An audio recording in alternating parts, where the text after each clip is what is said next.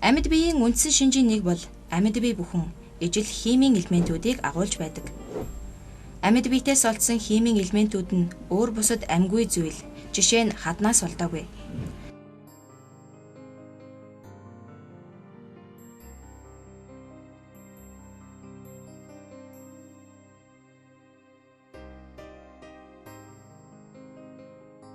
Хамгийн том жишээ бол амьд организм биологийн мэдээллээ урт бүтэц бүхий химийн элементэд хадгалж байдаг.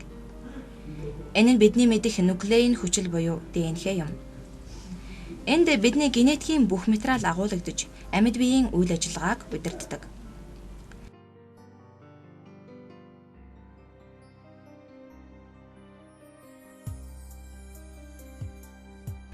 Амьд биеийн хоёр дахь үндсэн шинж бол амьд бие бүхэн эсээс бүрэлдэн тогтсон.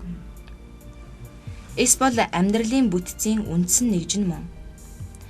Энд та бүхэнд ургамлын эсийг микроскопоор харсан байдлыг төлөвлөж байна.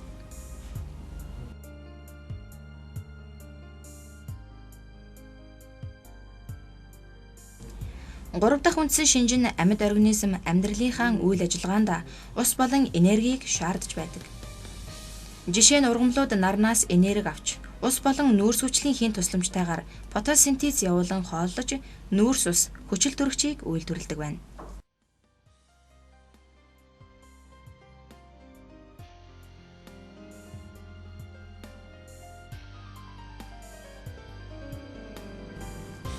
Харин амьтдын хувьд хэрэгцээт энерги нарнаас шууд авч чадахгүй ч тэд ургамал болон ургамлын гаралтай бүтээгдэхүүн зарим тохиолдолд амьтдаарч хооллон авдаг байна.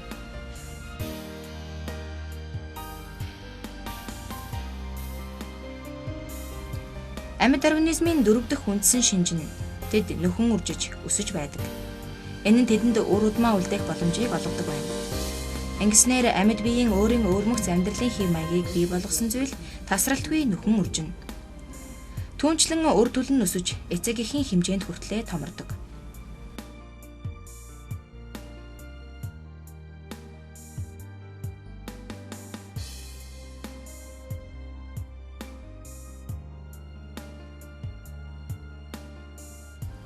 Тав дахь үндсэн шинж нь амьд бие бүхэн амьдрах тодорхой хугацаатай байдаг. Энэ нь бүх амьд бие хөгшөрч нас бардаг гэсэн үг юм. Хөгшөрсөн организм залуу шинэ организмаар солигдож байдаг нь байгалийн хууль. Үхсэн организмууд зарим амьтдын тэжээл болж байдаг. Зарим нь ялзарч хөрсөнд шингэдэг.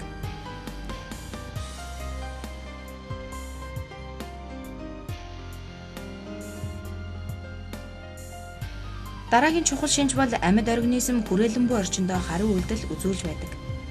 Хүрээлэн буй орчноо мэдэрч аюулаас урьдчилан сэргийлж хоол хүнсээ олох чадвар нь амьтдад маш чухал юм.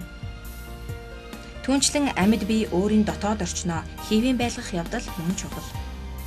Үүний тод жишээ нь гадаа цаг агаар яаж ч өөрчлөгдөж байсан хүний биеийн температур тогтмол байдаг.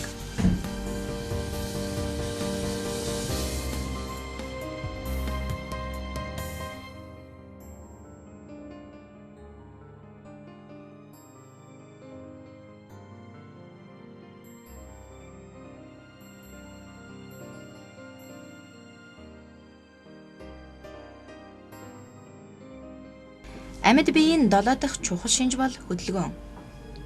Ихэнх амьд организмууд хоол хүнсээ олох, аюултай газраас зайлах зэргээр хөдөлгөөн хийдэг.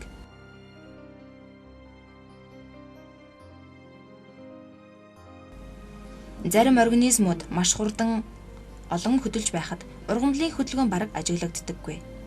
Жишээ нь кактусын цэцэг наранд дэлбэгээ нээх хөдөлгөөн.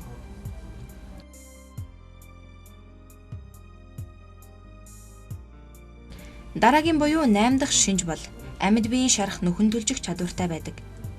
Зарим амьтад жишээ нь саламандр гөрүүлийн биеийн тасарсан хэсэг дахин бий болдог.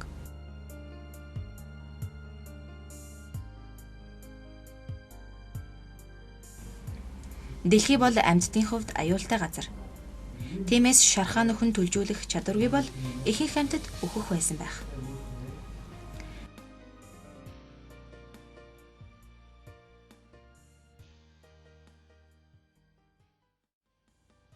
9 дахь шинж бол амьд бие урт хугацааны туршид өөрчлөгдөж байдаг.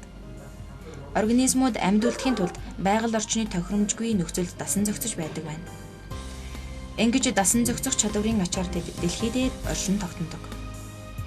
Дасан зохицож чадахгүй нь харин өхөж өрөвддөг. Энэ нь дэлхий дээр маш олон төрлийн амьд организмууд оршин тогтнох үндэс болдог байна.